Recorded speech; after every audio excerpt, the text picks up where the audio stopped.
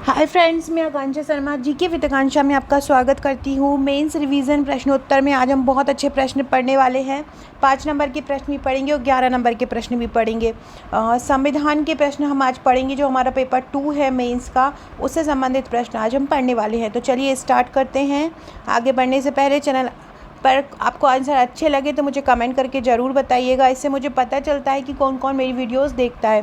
Friends, ये मेरी prelims की टेस्ट सीरीज़ है। अगर आप प्रीलिम्स भी दे रहे हैं जो 19 जून को है, तो आप ये रामबाण टेस्ट सीरीज़ ले सकते हैं।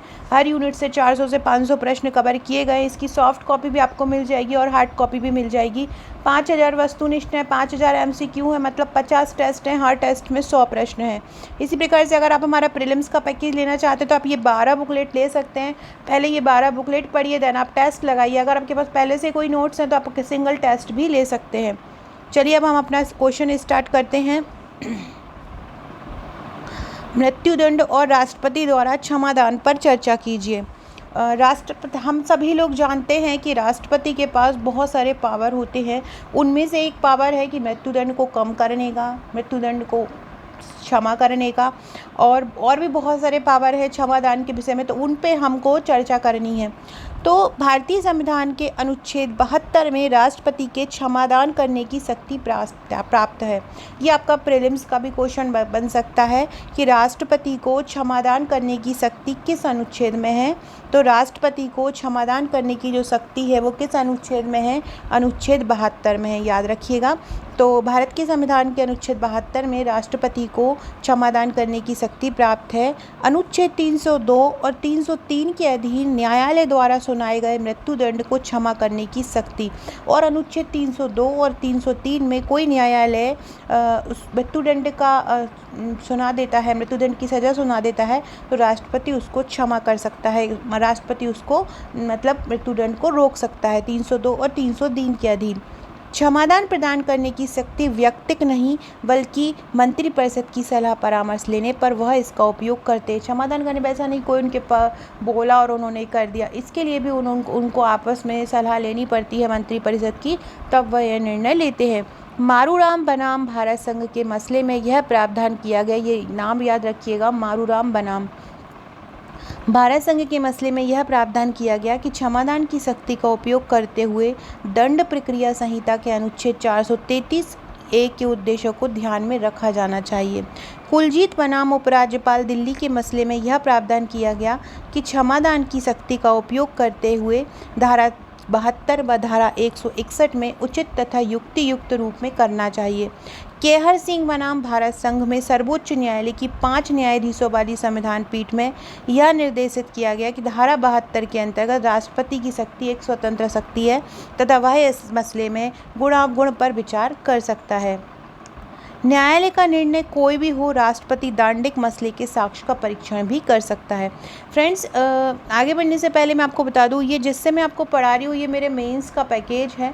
मेंस के पैकेज में आपको 41 बुकलेट मिलती हैं, जिसमें 12 बुकलेट आपको 3 नंबर की मिलती हैं और आपको 29 बुकलेट 5 नंबर और 11 नंबर की मिलती हैं। पूरा का पूरा सिलेबस पेपर फर्स्ट से लेके पेपर 6 तक। निबंध की बुकलेट आपको पेपर 6 की 2 बुकलेट मिलेंगी, एक निबंध की, एक प्रारूप लेखन की, जिसमें सभी प्रारूप लेखन और उनके उदाहरण हैं, मतलब पत्र लेखन जो भी सिलेबस में है। पेपर 5 में आपको हिंदी की बुकलेट मिलेगी। पेपर 4 में आपको केस स्टडी की अलग बुकलेट मिलेगी, प्लस दर्शन शास्त्र और लोकतंत्र, वो जो आपका थिंकर्स है उनकी अलग मिलेगी। ऐसे ही आपको पेपर 2nd, 3rd और 1st पेपर में जितना भी सिलेबस है यूनिट वाइज बुकलेट आपको दी जाएंगी। प्रश्नोत्तर श्रृंखला में है, आपको पढ़ने में बहुत आसानी होगी। आप आसानी से एक बुक उठाकर, एक मेरी बुकलेट उठाकर भी रिवीजन कर सकते हैं। इसके अलावा अगर आपको घूम के याद करने की आदत है, पढ़ने की आदत है, तो उस बुकलेट में इतना ज़्यादा वजन नहीं होता है कि आप, क्योंकि यूनिट वाइज बनाई गई हैं, तो आप उनको उठा के आसानी से सिंपल भाषा में लिखा हुआ है तो आप आसानी से पढ़ सकते हैं। तो आप हमारा ये पैकेज ले सकते हैं। इसकी हार्ड कॉपी, सॉफ्ट कॉपी दोनों उपलब्ध है। वह न्यायालय के विपरीत निर्णय भी ले सकता है। राष्ट्रपति को यह शक्ति प्राप्त है कि वो न्यायालय के विपरीत निर्णय भी ले सकता है। ऐसा करते समय वह निर्णय को संशोधित, परिवर्तित, अधिष्ठित नहीं करता है। न्यायिक का जो विषय होता है वो वैसा का ही वैसा, मतलब यथावत रहता है। क्षमादान की शक्ति एक संवैधानिक शक्ति है। कैसी है? संवैधानिक। भारत के सर्वोच्च न्याय मंदिर सर्वोच्च न्यायालय का यह भी मानना है कि न्यायालय राष्ट्रपति के क्षमादान की शक्ति का विस्तार से परीक्षण भी कर सकता है कि उन्होंने किस उसके अकॉर्डिंग यह मतलब अपनी पावर का यूज़ किया है, लेकिन इसका प्रयोग किस प्रकार किया गया है इसका परीक्षण नहीं कर सकता। राष्ट्रपति को अपने निर्णय के आधार बताने के लिए बाध्य नहीं किया जा सकता। राष्ट्रपति ने अपना निर्णय क्यों लिया है ये उसका डिसीजन है, उस पर इतनी पावर होती है, वो किसी को बता नहीं सकता है, उससे कोई पूछ नहीं सकता है कि आपने ये निर्णय क्यों लिया है। धारा 72 के अंतर्गत प्राप्त क्षमादान करने की शक्ति एक विशद शक्ति है तथा इसके प्रयोग हेतु किन्हीं मार्गदर्शन सिद्धांतों के विहित करने की आवश्यकता नहीं है। इसका प्रयोग हजारों प्रकार के मामलों में और विभिन्न प्रकार की परिस्थितियों में किया जा सकता है तथा यह निर्णय ले सकता है कि मसले में क्षमादान शक्ति का प्रयोग किया जाना चाहिए अथवा नहीं। वह न्यायालय के विपरीत निर्णय भी ले सकता है। ऐसा करते समय वह निर्णय को संशोधित, परिवर्तित अथवा प्रतिष्ठित नहीं करता है, बल्कि वह न्यायिक, ये तो हम पढ़ चुके हैं। तो धारा 72 के अंतर्गत क्षमादान देने की जो शक्ति है एक विशेष शक्ति है तथा इसके प्रयोग हेतु किन्हीं मार्गदर्शक सिद्धांतों को विहित करने की आवश्यकता नहीं है। इसका प्रयोग हजारों प्रकारों के मामलों में और विभिन्न प्रकार की परिस्थितियों में किया जा सकता है। तो फ्रेंड, इस प्रकार से हम अपना ये आंसर लिख सकते हैं। अब हम भी पढ़ते हैं कि जीएसएम क्या है। जीएसएम को हमको 3 नंबर में लिखना है। जीएसएम का फुल फॉर्म होता है ग्लोबल सिस्टम फॉर मोबाइल। ऐसी तकनीक जिसमें फ़ोन से एक सिम लगाकर मोबाइल फ़ोन सेवा प्रदान की जाती है। इसमें संकेत तथा ध्वनि हेतु डिजिटल पद्धति का उपयोग किया जाता है। तो जीएसएम में हम इस प्रकार से अपना आंसर लिख सकते हैं। अब अगला पढ़ने वाले हैं प्रधानमंत्री किसान सम्मान निधि योजना। कि आपको जिस तरह से आपको पेपर में कॉपी मिलती है उस कॉपी फॉर्मेट में मैंने कवर किया है, देख सकते हैं। तो प्रधानमंत्री किसान सम्मान निधि सबसे पहले हम लिखेंगे कि इसका प्रारंभ कब हुआ। प्रारंभ हुआ था 24 फरवरी 2019 में।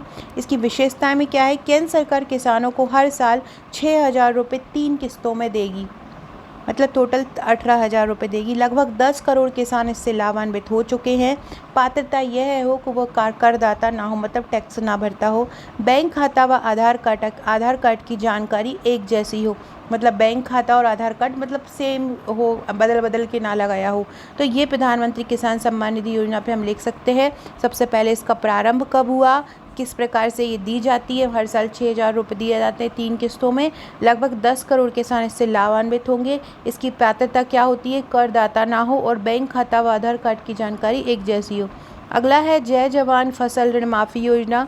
शुरुआत कब हुई थी, पूर्व मुख्यमंत्री श्री कमलनाथ द्वारा जय जवान फसल ऋण माफ़ी योजना आरंभ हुई थी कमलनाथ जी द्वारा। इसके प्रावधान क्या थे, किसानों के ऋण को माफ़ कर देना। सरकार द्वारा किसानों को 2 लाख रुपए तक का कर्ज माफ़ करने का इसमें आश्वासन दिया गया। पहले चरण में 21 लाख किसानों के 50,000 तक के ऋण माफ़ किए जा चुके हैं, तो चुके थे। तो ये वाला क्वेश्चन भी आप वहाँ पे लिख सकते हैं। अगर इस प्रकार का क्वेश्चन, चूँकि कांग्रेस सरकार का इसके आने के चांसेस कम है, फिर भी इनके कुछ भी नहीं कह सकते कि आ सकता है, क्योंकि ऐसा ये जो वादे हुए थे वो पूरे हुए नहीं थे, तो आ भी सकता है। तो जय जवान फसल ऋण माफ़ी योजना और प्रधानमंत्री किसान, इसी तरह कोई भी योजना पे आता ही है एक न एक सवाल क्वेश्चन। तो आपको ये योजना बहुत अच्छे से करें। योजना में प्रारंभ कब हुआ, उसकी विशेषताएं क्या है, पात्रता क्या है, तो ये आपको कितने लोग अभी तक लाभ इसका ले चुके हैं, तो ये आपको लिखना है। तो फिर इसी तरह और भी रिवीजन के क्वेश्चन मैं आपके लिए लाती रहूँगी। कल मैं अर्थशास्त्र के क्वेश्चन लेके आऊँगी, तो आप लोग चैनल पर बने रहिएगा, चैनल को सब्सक्राइब कीजिएगा। डिस्क्रिप्शन बॉक्स में आपको हमारे व्हाट्सअप, टेलीग्राम, फेसबुक, इंस्टा की लिंक मिल जाएगी, जुड़ जाइएगा। साथ में कमेंट बॉक्स में अगर आप पटवारी की तैयारी कर रहे हैं तो मैं एक लिंक डालूंगी। अगर आप पटवारी की तैयारी कर रहे हैं तो उस टेलीग्राम ग्रुप से जुड़ जाइएगा। Okay friends, thank you.